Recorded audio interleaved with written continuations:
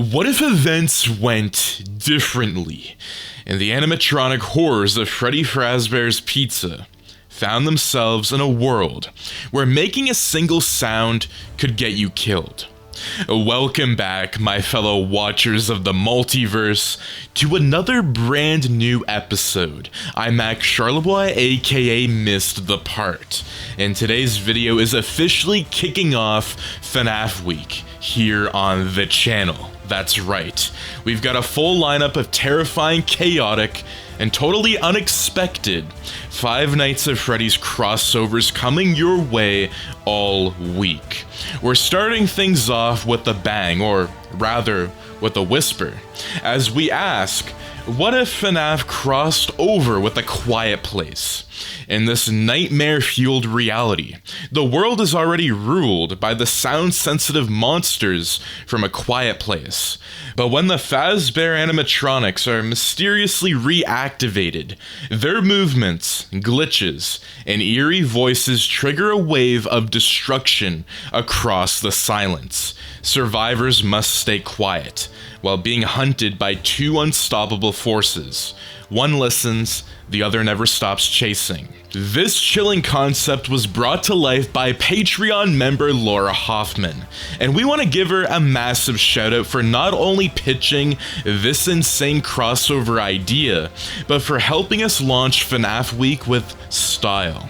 Thank you, Laura, for being a part of the multiverse and fueling the dark imagination behind today's episode. If you want to help shape the next What If, or if you want to have your name immortalized in an episode just like this, consider joining us on Patreon or becoming a YouTube member. You'll get early access, exclusive behind-the-scenes content, and a front row seat to the multiverse. This is a community-driven universe, and your ideas could be next. And I also want to say, do make sure to check out the live streams, as we will be taking your requests and still making them into videos. But that being said, let's turn the lights off, stay silent, and pray that they don't hear us. This is What If FNAF Crossed Over with A Quiet Place. The world had gone quiet, unnaturally so. Not the kind of silence you found in the woods or on a lonely drive, but the kind that pressed down like a weight, choking out every breath and thought. Hurricane, Utah, once a dusty little town full of humming tires and idle conversation, was now a graveyard of sound. The sky was a dull gray canvas, smeared with smoke from distant fires. Somewhere out east, the world had ended when a meteor split the sky above New York. And from that wound in the heavens, something else came through. They called them Death Angels. No one had time to come up with a better name. You never saw them until it was too late, only heard them when you shouldn't have made a sound. Now, in the cracked shell of what had once been Freddy Fazbear's Pizzeria, something else stirred. A dying generator buzzed faintly beneath the floor. Fluorescent strips lit a narrow hallway where peeling wallpaper told stories no one wanted to remember. And at the center of this decaying tomb stood a monster, half man, half machine. Springtrap. Wires coiled down his limbs like serpents. Patches of moss clung to rotted brown-yellow fur, stretched tight over an exosuit that had fused with the corpse inside. His eyes, glassy and green, didn't blink. He didn't need to blink anymore. A cracked LED panel embedded in his chest flickered to life.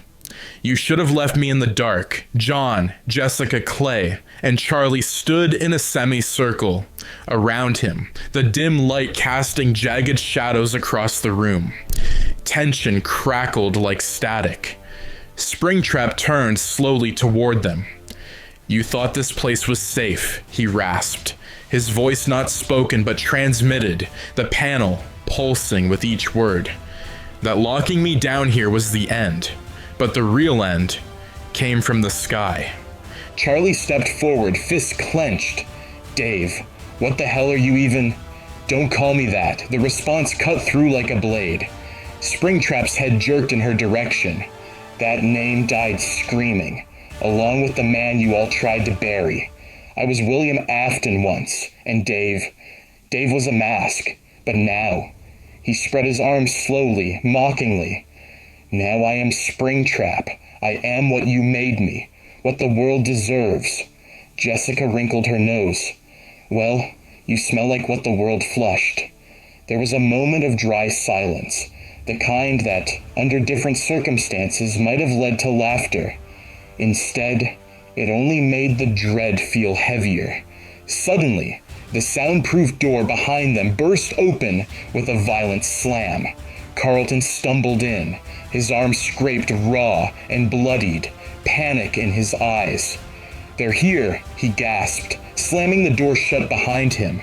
"The creatures, the ones from the news, from New York. They're in Utah now. I saw them take the Franklin family. They tore them apart for opening a cereal box." The room froze. Even Springtrap stood still for a beat. Charlie was the first to speak. "How far away?" Carlton shook his head. "Maybe 10 miles, maybe less." Springtrap's LED blinked again. "Too loud, too many. They'll hear everything." John looked at him. "Your machines, they're still functioning, right?" "They were made for murder," Springtrap replied, stepping forward, his metal feet clicking softly. "Turns out they're also perfect for silence. The old animatronics, Freddy, Bonnie, Chica, Foxy, had been lost in the first wave. Their joints groaned, their voices stuttered. The Death Angels tore them to pieces before they made it 5 blocks. But the Twisted Ones, they were different. 8 feet tall, silent, hidden behind illusion discs that distorted reality and melted sanity. They were killers. Now they would be guardians. With grim acceptance, the group began working together because they had no choice. The pizzeria became a bunker. Steel sheets were welded across windows. The walls were packed with foam and rubber. Generators were rewired to reduce hums. Carpet was stripped and replaced with padding that absorbed every step. But the real marvel was in the tech Springtrap implanted into them all. It started with a pinch behind the ear. Inside that moment of pain was the installation of a digital consciousness transference chip, a device that linked thought to thought, like silent walkie-talkies in the brain. No more whispering, no more guessing, just direct lines from one mind to another. Jessica hated it. Clay didn't trust it, but it worked. Springtrap stood in the safe room, once used for hiding mascot suits, now the nerve center of the Faz bunker, and watched as the people he once hunted became soldiers in his war for survival. His LED chest blinked occasionally, as if processing a thought. Monsters don't get second chances. This one doesn't ask for one. Charlie passed him, eyes narrowing. "Just remember, you might be useful now, but if you slip..." Springtrap's head turned with a mechanical twitch. "I won't." The sky above New Harmony, Utah, was smeared in ash. The sun barely pierced through the clouds anymore. Trees stood dead and leafless. Every window was boarded, every door sealed, and yet it never felt safe. The silence wasn't peace. It was the predator's lull before the slaughter. The Death Angels moved like ghosts on muscle and claw. Hunters born from another world, their flesh hard and sinewy, faces split open like cracked puzzle boxes to reveal rows of echo-sensitive bone. Sound was their bloodline. Even the faintest breath could be a death sentence. Inside the Faz bunker, the survivors held their breath more often than they exhaled. Charlie, John, Jessica, and Carlton worked in stifled coordination. Every movement, every action had to be silent. Even their minds were noisy now, linked by Afton's tech, but free from the fatal trap of sound. Springtrap, ever still in the corner of the safe room, stared at the wall for hours at a time, downloading blueprints only he understood. His LED would occasionally pulse phrases like recalibrating wolf or seeking components.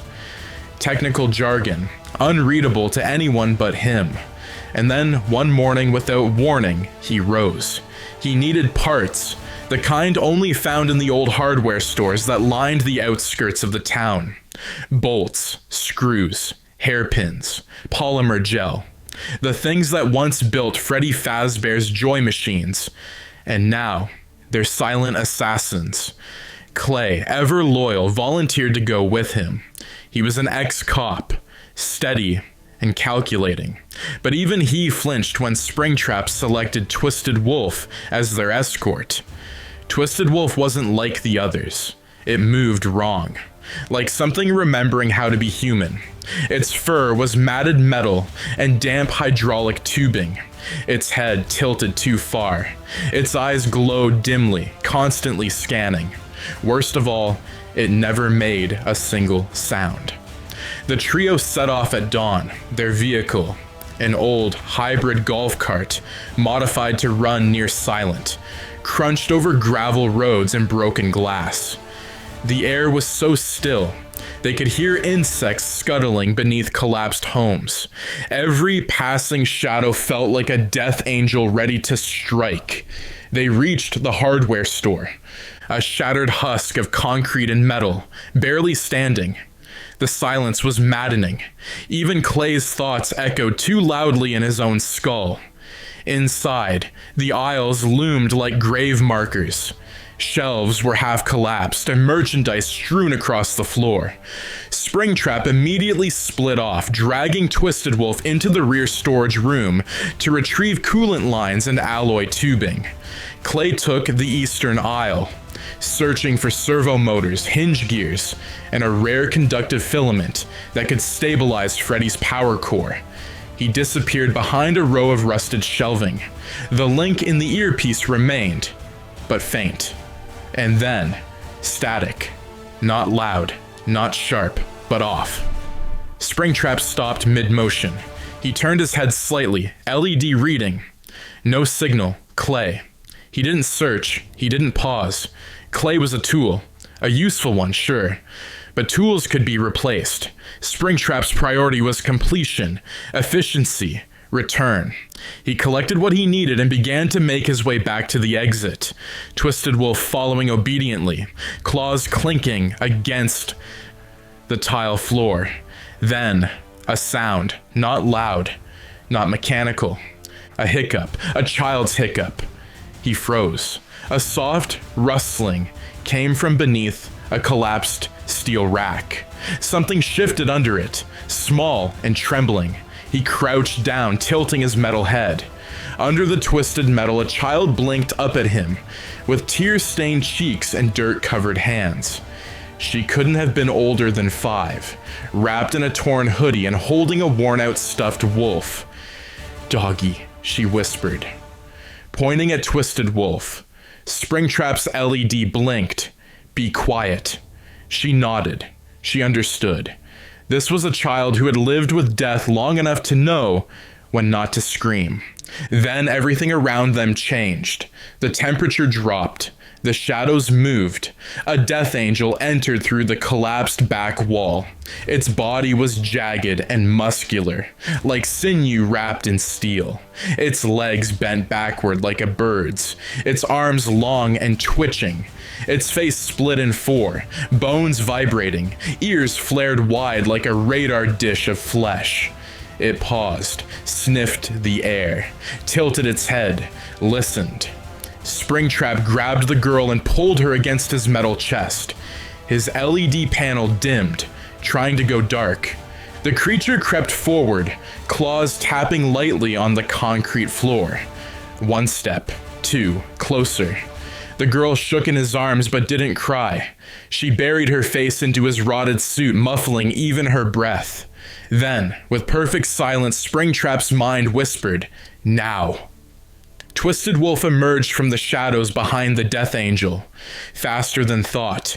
The illusion disc fired. A pulse of high-frequency sound exploded. Across the room, inaudible to humans but blinding to the creature. The Death Angel howled in pain, its flesh convulsing. Twisted Wolf lunged, jaws wide, sinking fangs into the segmented armor beneath its skull. The creature shrieked in its shrill, inhuman wail. It thrashed, but Twisted Wolf didn't let go. Springtrap ran, fast, efficient. The girl tucked against his side. The store behind him echoed with horror. He didn't look back. The bunker doors opened slowly as Springtrap returned, drenched in rust, grime, and something darker. Charlie, Jessica, and Carlton stared in disbelief. Child, Carlton whispered. Jessica's eyes widened. What did you do? Springtrap stepped forward, the girl still clinging to him like a shadow. His LED flickered.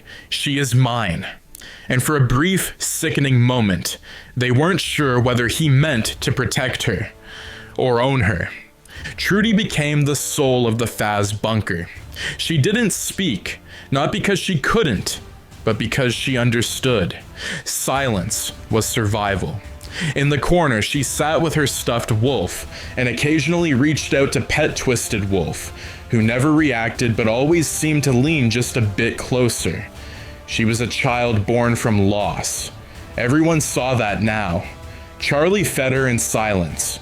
Carlton taught her how to draw pictures with broken pencils and scrap paper. Even Jessica, still unsure of Springtrap, would sit across the room and nod softly when Trudy smiled. But none of them saw the way Springtrap watched her. It wasn't possession. It wasn't calculation. It was almost human.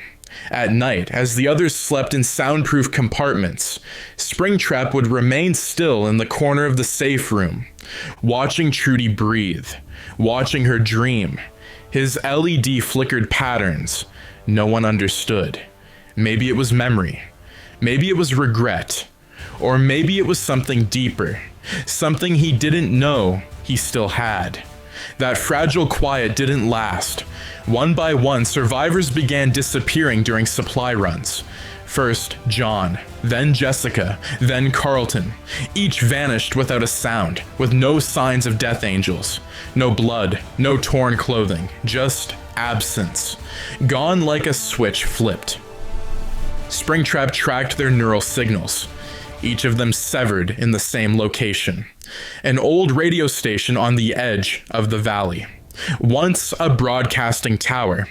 Now nothing more than a hollowed-out ruin surrounded by dead brush and broken concrete. And then Trudy disappeared. Springtrap's LED went black. Twisted Freddy, Twisted Bonnie, Twisted Wolf. He summoned them all. The bunker doors opened for war.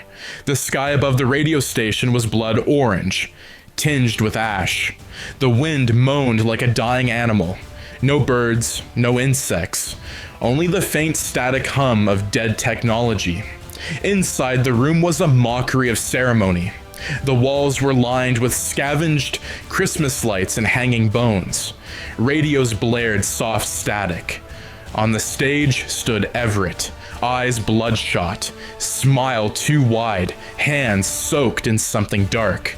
Behind him, the captives, chained, starved, barely conscious, and on a rusted table in front of him, arms bound with duct tape. Trudy, I did this for you, Everett whispered into the void, holding a machete in both hands. You're the only one who gets it, Afton. You see what they don't. You understand what it takes to survive, to rule, to remake this broken world. A voice vibrated through the walls, not spoken aloud, but felt inside the bones. You took what's mine. The floor cracked, the wall caved in, and Springtrap entered. Behind him, the Twisted Ones stalked like demons. Illusion discs screeched to life. Lights shattered. Everett screamed and fell to his knees, clawing at his own face. Blood ran from his ears. His machete fell with a clatter. Then came the second sound, and this one wasn't man-made. A high-pitched shriek echoed through the sky. Death Angels, drawn by the chaos, drawn by the noise. They poured through the broken walls like shadows with teeth. The final battle began. Springtrap moved like death itself, carving a path through steel and bone using his own body as a weapon. Twisted Wolf tackled one of the creatures midair, claws ripping through soft tissue and breaking bone. Freddy was torn in half. Bonnie lost an arm. It didn't matter. The fight was madness, a cyclone of sound, flesh, teeth, and shrieking metal. And in the middle of it all, Trudy, eyes wide, strapped to the altar. A death angel lunged. Springtrap intercepted it, taking the full blow to the chest. Wires snapped. His left arm fell limp. The creature shrieked, but so did Springtrap's LED. The panel exploded with light, not her. He drove a springlock spike through the creature's jaw. The room went still. But Trudy wasn't moving. She lay limp, pale, her pulse fading. Springtrap dropped to his knees beside her, placing a cold metal hand on her face. His LED dimmed to a soft flicker. The others watched in silence. No one moved. "I failed her." The voice echoed not from the panel, but from him, as if something buried deep inside the wires had found its way out. And then came the light. The air shimmered. A golden glow filled the room. From the corner of the shattered studio stepped Cassidy, ethereal, timeless, and angry. Golden. Freddy's eyes held no warmth, only judgment. "You don't deserve peace," she said. "You never did." Springtrap didn't answer. He only looked down at Trudy. "But maybe," she continued, voice softer now, "you earned something else." Behind her they appeared, one by one. Gabriel, Susie, Fritz, Jeremy, Michael, the lost children, his victims. And yet, they were smiling. They circled Trudy, hands glowing, and with a final pulse of golden energy, she breathed.